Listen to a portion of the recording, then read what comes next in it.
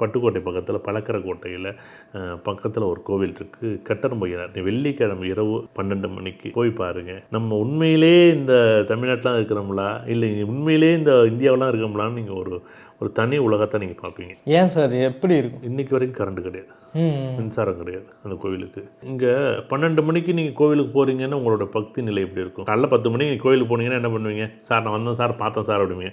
Night 12 மணிக்கு நீங்கள் ஜாதகம் பார்க்கணுன்னு வந்தால் எப்படி இருப்பீங்க? நினச்சி பாருங்கள். நைட்டு 12 மணிக்கு அந்த கடவுள் பார்க்க வரணும்னு நீங்கள் அந்த கோவிலை போய் பார்த்தீங்கன்னா உண்மையிலேயே அந்த ஆழ்ந்த பக்தியை தான் நீங்கள் கொண்டு விடும். இல்லைன்னா சும்மா வெறுமனையெல்லாம் நீங்கள் போய் 12 மணிக்கு போவீங்களா என்ன? போவோம். இருக்கிற தூக்கத்தை வேகமாக இப்போ போயிட்டு வந்தால் 1 மணி நேரம் ஆயிடும், 12 மணி 1 மணி ஆயிரம். அடுத்த நாள் வேலை இருக்கும், அடுத்த நாள் உங்களுக்குன்னு ஒரு பழப்பு வச்சுருப்பீங்க. நீங்கள் 12 மணிக்கு நீங்கள் ஒருத்தர் போகிறார் அப்படின்னா அந்த பக்தி நிலை ஒன்று. அடுத்தது அந்த கோவிலில் இருக்கக்கூடிய உங்களாம் அறியாத இனம் புரியாத ஒரு நிகழ்வு என்ன அப்படின்னா, நீங்கள் அங்கே போய் உட்காந்து பார்த்தா நீங்கள் நிறைய கேள்வி கேட்டிருப்பீங்க. நான் எனக்கு என் வாழ்க்கையில் முன்னேற்றமே இல்லையே, என் எதிர்காலம் எப்படி இருக்கும்? எல்லாருமே கேட்கக்கூடிய எல்லா ஜோசியர்ட்டையும் கேட்குறது இப்போ கேட்டார்ல, என் எதிர்காலம் எப்படி இருக்குன்னு சொல்லுங்கள். அப்படி எதிர்காலம்னு என்னென்ன ஒரு கேள்விக்குறி தான், அவ்வளோதான். கடைசி வரையும் எதிர்காலம் தான். கடைசி வரையும் இப்போ உட்காந்துருக்குன்னு வச்சுங்களேன்.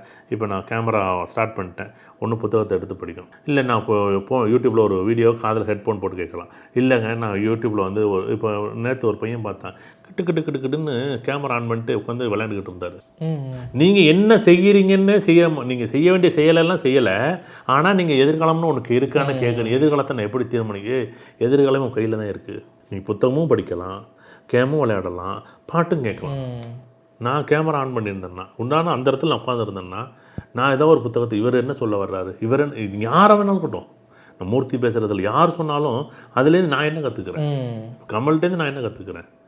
அப்படி தானே நான் கற்றுக்க முடியும். நான் உடனே இல்லை அவர் சொல்கிறதெல்லாம் நான் கேட்க மாட்டேன். யாருக்கு நட்டோம்? எதிர்காலம் ஒன்று கடைசி வரைக்கும் கேட்கல. அங்கே போய் எதிர்காலம் கேட்டால் அவன் ஒன்றும் வெறுமனே இருக்கும். அதை நான் ஒரு டீ கடை வைக்கலாம் நினைக்கிறேன். 4 பேர் 2-3 பேர் சேர்ந்து நான் ஒரு டீ கடை வைக்கிறதுக்கு ஃப்ரான்ச்சைஸில் வைக்க போகிறோம். அப்போ அங்கே ஒருத்தர் என்ன சொல்லுவார், இப்போ வேண்டாம் அப்படின்னு அவர் பேசிக்கிட்டு இருப்பார். ஒரு பொருளை எடுத்துகிட்டு வரோம், எப்போ அந்த இளநீ எடுத்துகிட்டு வா அப்படின்னு அந்த கோவில் ஒருத்தர் கேட்குறாருன்னு வச்சுங்களேன்.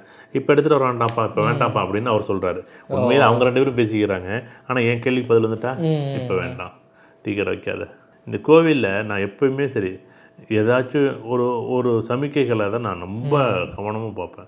சமிக்கைகள் தான் நமக்கு ஏதோ ஒரு ரூபத்தில் வழி காமிக்கும். இப்போ நான் இல்லைங்க நான் ஒரு ஐஸ்கிரீம் பார்ல வைக்கலாம். ஆமாம் இப்போ மழை வரப்போது, இப்போ ஏன் இப்போ எடுத்துகிட்டு வர்றேன் அப்படிமா. இப்போ கோவிலில் உட்காந்து என்ன பண்ணுவாங்க, கோவிலில் பேசிக்குவாங்க. அப்போ மழை வரப்போது உள்ளார எடுத்து வை எல்லாத்தையும். அப்போ மழை சீசன், மழை வரப்போகுது, ஏன் ஐஸ்கிரீம் வைக்கிறா நீ?